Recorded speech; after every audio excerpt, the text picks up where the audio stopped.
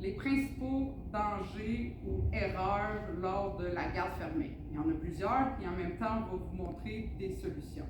Donc, Alexis est bottom, et des fois, les débutants, je vois ça dans mes cours, vont chercher, oui, une garde fermée, mais une garde fermée au niveau des, en dessous, là, au niveau des fesses. Moi, ce que je veux, c'est vraiment une garde fermée au niveau de en haut, les hanches.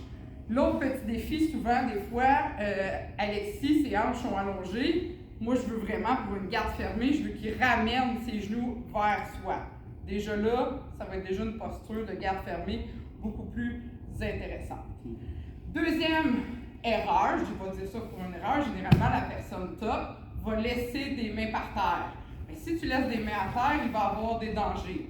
Comme ici, une kimura. Sinon, il va avoir des possibilités de faire des renversements.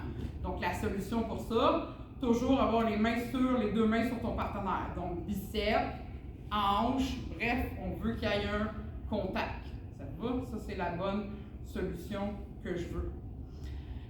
Troisième, généralement, il va posturer. Puis là, des fois, l'erreur, le danger, c'est d'aller planter les deux jambes de chaque côté. Qu'est-ce qui va arriver? Mais rendu là, Alexis va venir ici, pousser, et va venir se faire renverser en position montée.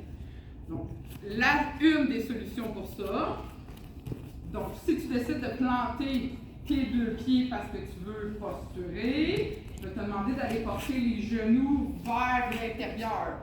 Donc, les genoux collés un peu à toi. Ça va éviter que si Alexis veut aller chercher les chevilles pour pouvoir te renverser, tu viens déjà de bloquer, et après ça, tu enchaînes avec ta technique pour faire ton passage de garde. Ensuite de ça, le principal autre danger que moi je trouve tellement important pour être capable de se protéger en tout temps. C'est pas parce que le mouvement est légal que, quant à moi, là, ce règlement-là serait à modifier, mais ça, c'est mon avis personnel. Pour l'instant, les règles du Jiu-Jitsu le permettent. Pour moi, dès qu'une personne s'incorpore et décide, Alexis, de se lever debout, pour moi, il y a beaucoup trop de danger dans cette zone-là. Généralement, Alexis, il faut qu'il soit fort, capable de redéposer Youssef au sol. Les dangers sont où? Premièrement, vous êtes des débutants. Fait que soulever quelqu'un, ça demande de la technique, ça demande de la force aussi. Généralement, qu'est-ce qui peut arriver? Perte de déséquilibre, et là, il va arriver le fameux slam. Slammer, ça veut dire que la personne va soit l'échapper ou soit volontairement faire l'action de bang au sol. La tête de Youssef risque de frapper, commotion cérébrale, il risque d'avoir trop de danger. Alors pour moi, à tous mes étudiants, et même l'activité dojo ouvert, ou quand j'enseigne dans un club, moi je veux pas ça, je veux pas qu'on se retrouve dans cette position-là, je la trouve trop dangereuse. Donc les solutions sont, si tu es incorporé, je vais te demander, Alexis va se lever, je vais te demander de venir soit relaxer ton corps, oui, tu es toujours attaché en garde fermée, tu es sur les épaules, et là, il va peut-être avoir des choses, des techniques à aller faire pour pouvoir renverser.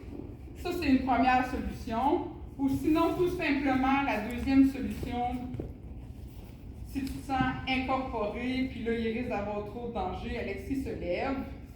Mais tu as juste à ouvrir la garde. Ouvre la garde, puis ça finit là, on s'en va dans d'autres techniques, on s'en va ailleurs, on est dans une garde ouverte. Comme ça, tu t'es protégé, il n'y a pas eu de zone de danger. L'autre zone de danger, on est un peu dans la même situation, ça va être le jumping guard ou la garde sautée. Généralement, dans les clubs, c'est vraiment, il y a beaucoup de clubs qui disent non à ça. Ici aussi, au cégep, ça va être non. Dans l'activité dojo ouvert aussi. Par contre, en compétition, c'est légal. Ça vous va? La garde sautée, il y a trop de danger. Fait que là, on le sait, Youssef, il attend Alexis. Fait qu'on le fait de façon contrôlée. Et là, généralement, Youssef n'a pas le choix d'aller le déposer au sol. C'est quoi les dangers de ça? Mais quand tu sautes, généralement, les personnes ne sont pas toujours en contrôle. Donc, quand la personne saute, va sauter, là on est en situation de contrôle, on va sauter aux hanches, mais généralement, elle va sauter directement dans les genoux. Donc, on risque de blesser des ligaments, blesser les ménisques.